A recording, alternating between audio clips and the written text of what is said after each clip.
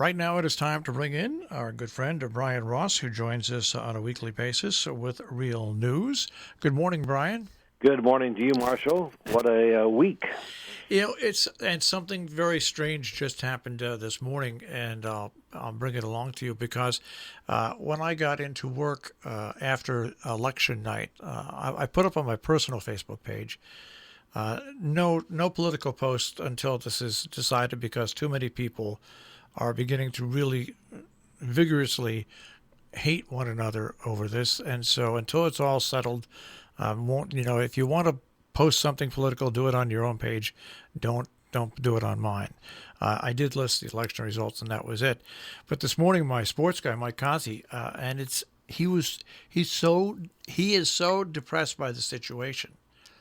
He's a big Donald Trump supporter that it just jaded the way he talked on the air for the first time ever, and I actually had some listeners concerned about a level of depression.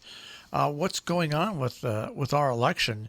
It's not nearly as controversial, of course, as Bush versus Gore, but the way that the elections have been described by Donald Trump from the beginning, even in 2016, as being rigged and shammed and everything like that, really has changed the way the public is viewing what's going on here.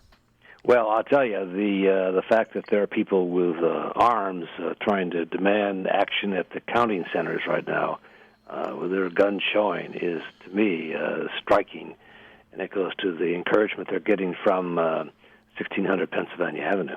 Yeah, it's you and I, especially you, being on the national scene like you have been, me on the local scene. I've been covering elections since my days in Kingston, New York, and it was always an enjoyable thing. And that's why when Jill and I started this radio station, every local election, I would have volunteers in polling places, and they'd call in results. And there's a bit of excitement. And yes, there's happiness and depression that goes along if you're a candidate or you support a candidate. But elections were always an exciting, but not a bad, exciting time. This election is almost like a nightmare story. It is affecting not only what goes on here, but what's going on throughout the world. I think everybody has to take a step back and let the counters count, and then let the election fall where it may. Well, they're trying to do that, in fact, everywhere, with the president taking his case to court here and there, and filing all sorts of lawsuits, most of which have been deemed to be frivolous. But that's just how he always has done business. Yeah. In his world as a real estate developer, as a condo salesperson, he just sues, and see what happens. Lawyers are not that expensive for him, and he's got America's Mayor Rudolph Giuliani down in Philadelphia saying some things that are really wackadoodle, but we'll see. I was just disturbed to see the sort of the show of armed resistance in Maricopa County that appeared to be there. There are obviously strong passions here, and we're losing control here. This needs to be resolved. I think most people are eager for it to be over. And you know what? I was around and you were around. We were around for the hanging chads. I think the way that both Republican and Democrat election commissioners are handling this, with the pressure that's put on them, with, of course, a brand new way for most people of electing a president with absentee ballots and with early voting and mail-in voting. I actually think the way that this is being handled by the different cities and towns, I think they're doing an unbelievable job for the first year. Absolutely right. I think they're doing their job, and that's all we can expect of them. And they're working night and day, long hours. They're sorting through the ballots and were legally cast before the election and sent in. What has stuck out for me, as the reporter in me, is one, the group showing up with weapons, standing outside chanting either count the vote or don't count the vote, depending on how it would go in for Mr. Trump. And then the second thing is the failure of the United States Post Office to deliver hundreds of thousands of ballots. They're just lost somewhere in the system. And, with Judge Emmett Sullivan of Washington demanding that the Postmaster General answer how this could be, 300,000 votes in an election this close could be consequential. Exactly. And those 300,000 lost votes are not the problem or the responsibility or because of poor postal employees. No, it's because of directives that were set up months ago that everybody knew this was going to happen.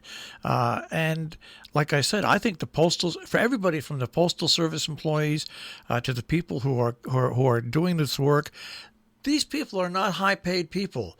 They're people that, like you and me, we all have jobs, and they're working under incredible stress. I'll say, and people outside chanting, and they're working around the clock. And these are not highly paid employees, but they are dedicated and loyal, and they're doing their job. I thought yesterday, for instance, the Wisconsin Elections Commissioner coming out and describing exactly what was happening by the law set by the legislature. And, as has been said many times, one of the issues here is that the legislators in Pennsylvania and elsewhere refuse to allow the mailed-in ballots to be counted before Election Day. They passed a law making that the case, and then the president complains they haven't been counted on time and they shouldn't be counted, which is really, ridiculous, frankly, really ridiculous. He spent 5 hours without a single tweet, so something's going on at the White House. He must be wondering what's next. And, Marshall, the consequential outcome for the U.S. is huge, for the world is huge. And for Donald Trump, if he is not returned to the White House, he now faces a barrage of criminal investigations into his operations at his companies and elsewhere. So there's a lot hanging on this for him. His back is against the wall. And what's so terrible about this election and news coverage is now all we are hearing about is the election. We haven't heard the fact that we broke a record, 100,000 people infected with the virus.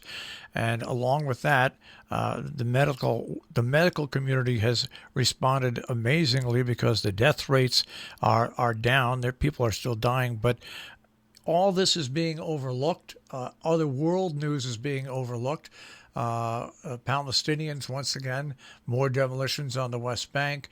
There's so much going on, and it's all. And I went to the BBC website this morning, okay? Not the U.S. one, but the regular BBC.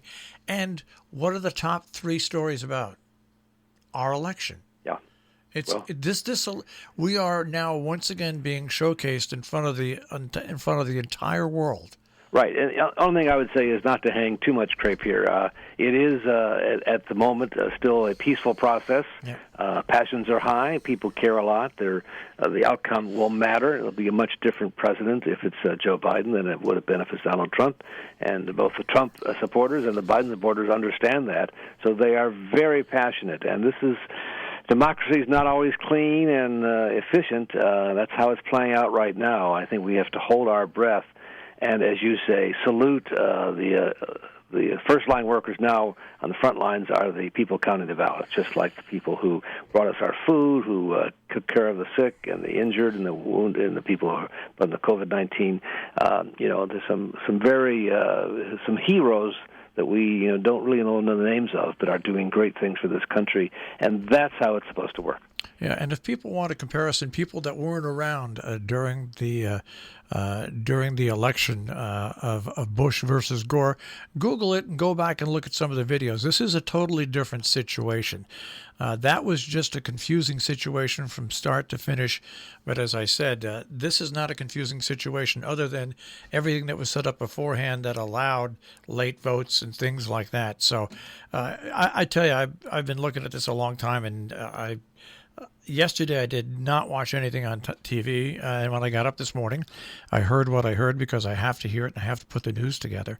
But there's just, I don't know, Brian, this year really, and I know everybody says it, and but this year has just keeps getting stranger and stranger. I won't say worse and worse, but just curiouser and curiouser. Well, indeed, and don't forget, more people voted in the presidential election than any time in history of the United States, and Joe Biden received more votes than any other candidate for president in the history of the United States. And his margin so far of the popular vote is rivaling that of Ronald Reagan defeating Jimmy Carter in 1980. Yeah, it's just a wild situation, and when we talked last week, I said, well, we'll see what happens next week when we talk. Well, I guess we can conclude this by saying we'll see what happens next week when we talk. Well, every week, we're alive. I'll tell you that. It's very interesting. I'm eager for it to come to an end, but it may not be until tomorrow. All right. Brian, always great to talk with you. Have a great day. You too, Marshall. Bye-bye. Brian Ross with real news here on Robin Hood Radio and RobinHoodRadio.com.